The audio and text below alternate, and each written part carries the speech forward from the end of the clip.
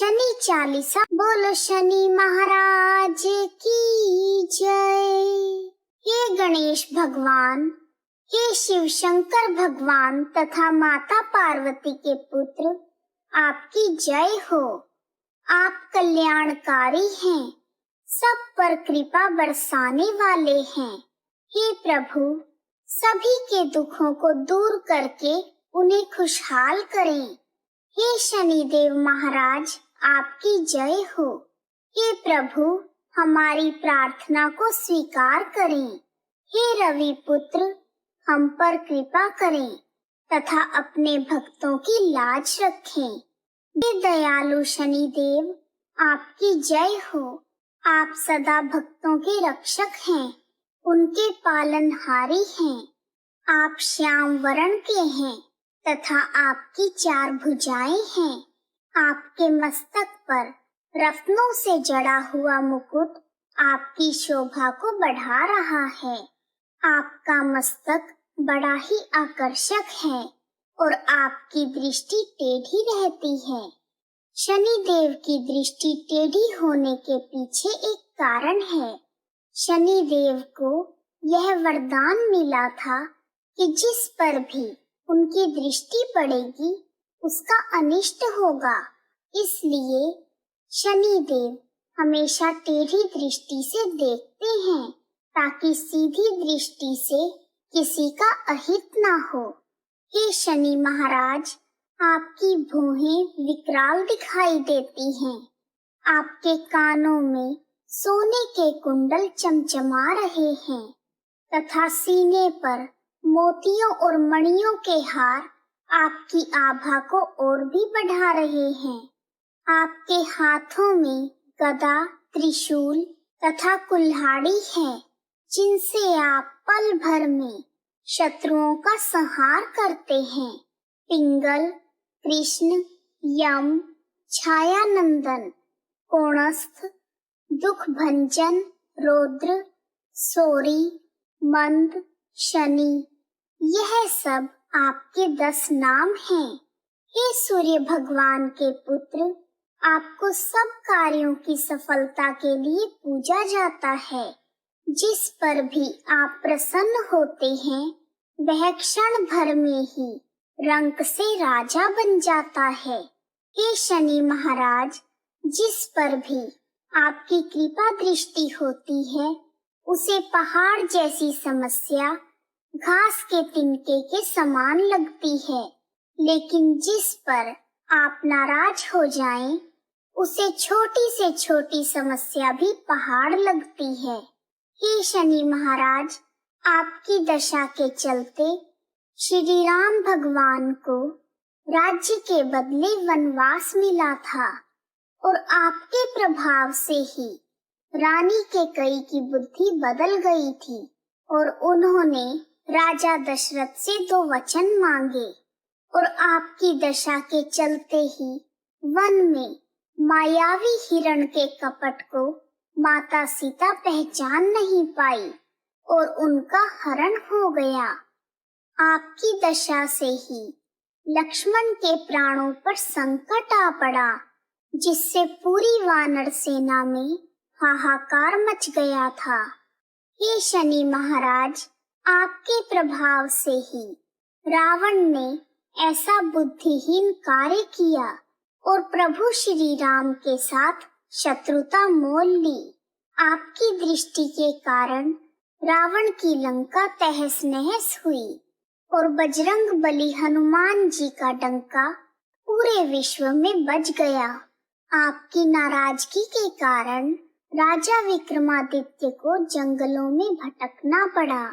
उनके देखते ही देखते 9 लखा हार मोर के चित्र ने निगल लिया और राजा विक्रमादित्य पर 9 लखा हार चुराने का आरोप लगा और इसी चोरी के आरोप में राजा विक्रमादित्य के हाथ पैर तुड़वा दिए गए।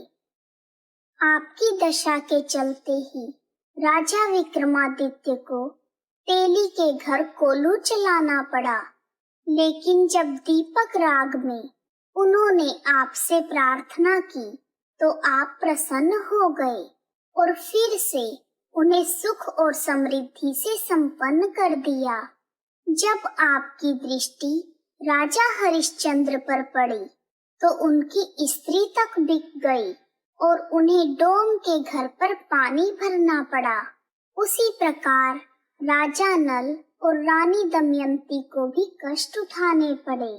आपकी दशा के चलते हुए भुनी हुई मछली वापस जल में कूद गई और राजा नल को भूखे मरना पड़ा। हे शनि महाराज, जब आपकी दशा भगवान शंकर पर पड़ी तो माता पार्वती को हवन कुंड में कूदकर सती होना पड़ा। आपके कोप के कारण ही गणेश जी का सर धड़ से अलग होकर आकाश में उड़ गया। जब आपकी दशा पांडवों पर पड़ी तो द्रौपदी वस्त्रहीन होते होते बची। आपकी दशा से कौरवों की मति भी मारी गई, जिसके परिणाम स्वरूप महाभारत का युद्ध हुआ। आपकी कुदृष्टि ने तो स्वयं आपके अपने पिता सूर्य देव को भी नहीं बख्शा और उन्हें अपने मुख में लेकर आप पाताल लोक में कूद गए। देवताओं की लाख विनती के बाद आपने सूर्य देव को अपने मुख से आजाद किया।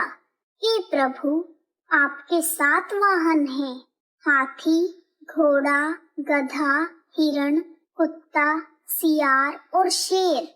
जिस वाहन पर बैठकर आप आते हैं, उसी प्रकार ज्योतिष आपके फल की गणना करता है।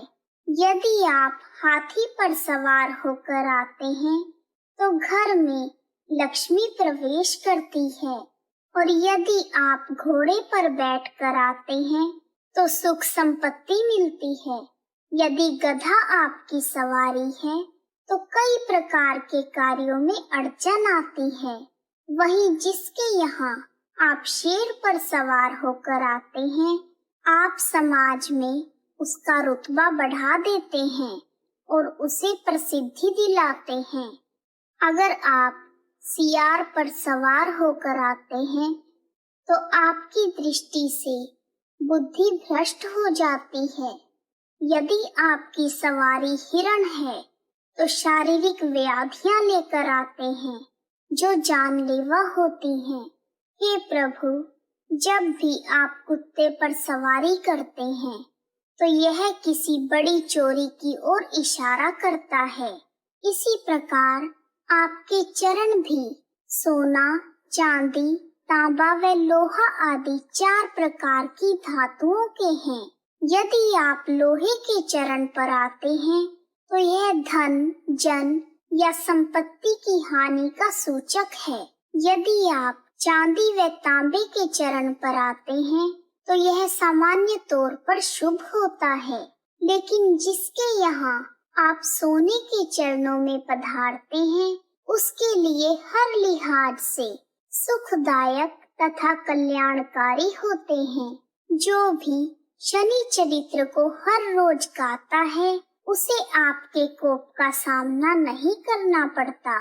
जो मनुष्य शनि महाराज के चरित्र को हर रोज गाते या सुनते हैं, शनि देव उन्हें अपनी अद्भुत लीला दिखाते हैं तथा उनके शत्रुओं को कमजोर कर देते हैं। जो भी सुयोग्य पंडित को बुलाकर विधि व नियम के अनुसार शनि ग्रह को शांत करवाता है और शनिवार के दिन पीपल के वृक्ष को जल देता है और दिया जलाता है, उसे बहुत सुख मिलता है।